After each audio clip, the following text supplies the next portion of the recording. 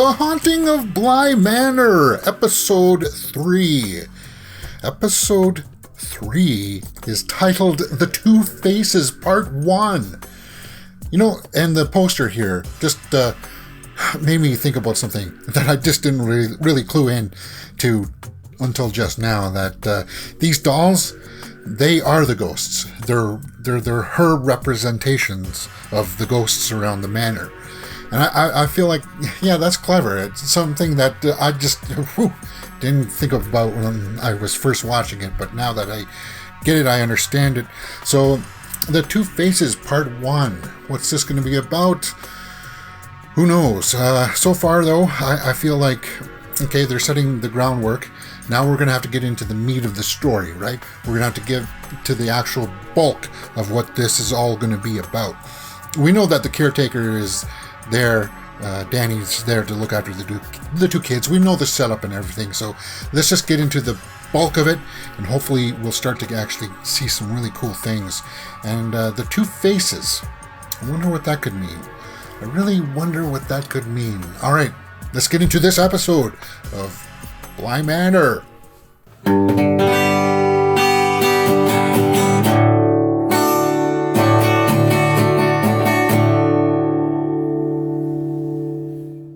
So, we're about halfway through here now, and this is all about Miss Jessel and Oliver Jackson-Cohen's character, Peter. So, Miss Jessel and Peter are having like a romance of some kind, or who knows. Obviously, Miss Jessel wants to become a lawyer, and that's why she's taking the job there at Bly Manor.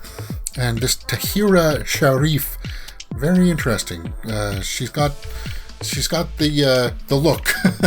The camera likes her, and I do like her performance. I'm kind of curious though, and haunted as to how does she end up dead? Because we know that she does.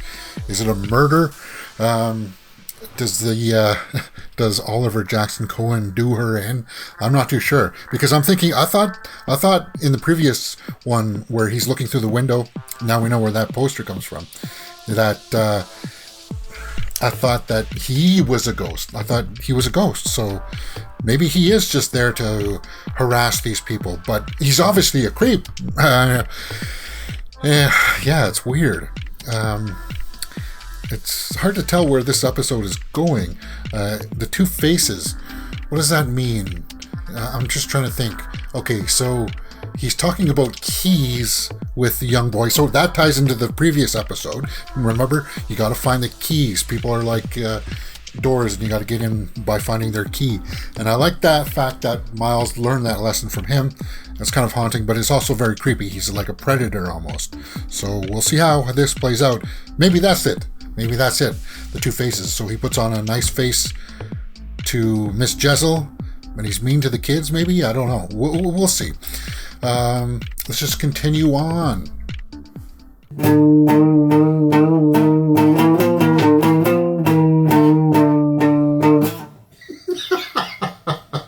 Ooh.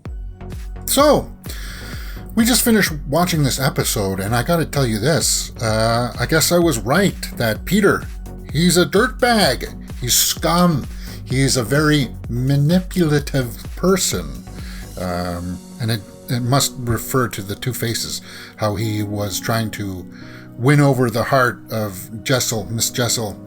And he is a creeper, man. He's a very possessive person.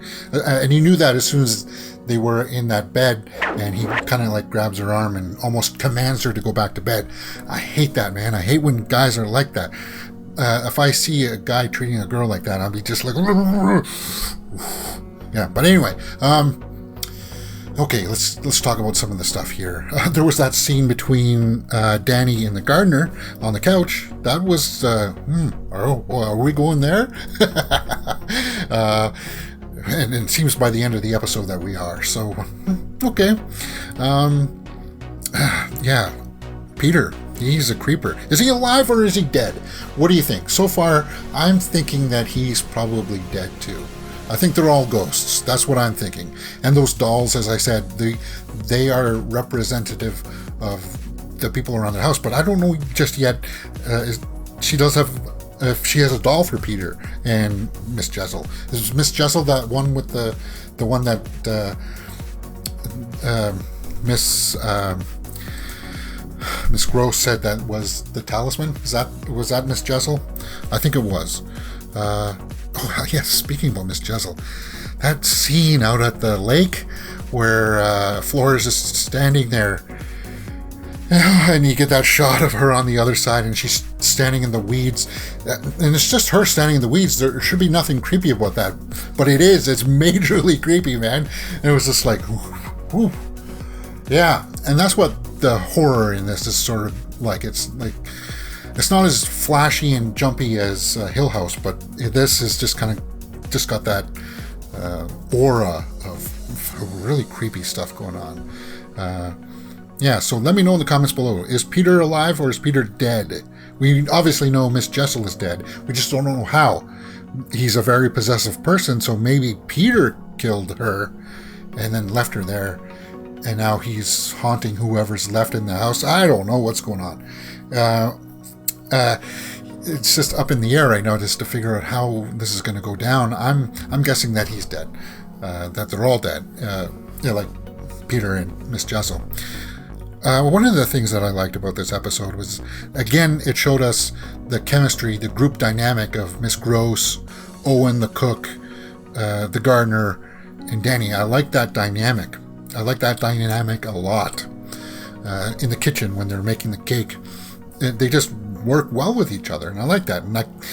And Peter was just so jealous. I don't know if he was just saying that he was jealous to manipulate her, or if he really was. It seems like maybe he really was. Yeah, I don't like that. I don't like that stuff at all, man. Oh, that story scene. I was saying before that the kids were not good actors, but now Miles, the kid who plays Miles, Benjamin Evan Ainsworth, had that scene where he was talking to the camera and telling that story, and he just goes off the rails into some dark, sinister thing about puppets and how he pulled on the strings with. Oh, that was creepy. I like that. That was very, very creepy. And then we wrap this up. The Two Faces Part 1 ends with Danny looking out at the manor outdoor part. She turns and sees the guy with the glasses and the shiny bits, the shiny things in his glasses. What's going on there? That is very creepy. I thought maybe it was a brother or a son that died, but I'm thinking that it's somebody that maybe she killed by accident, and she's just carrying around that weight now.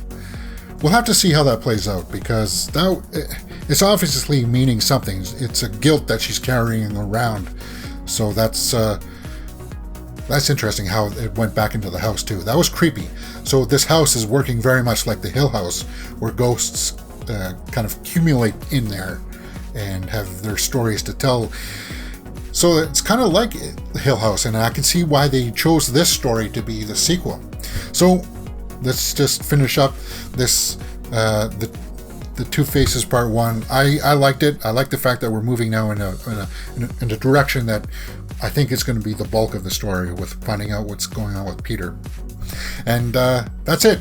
Let's continue on with more of The Haunting of Bly Manor. Look up in the playlist, guys, and you'll find the next one there, or the previous one if you missed it.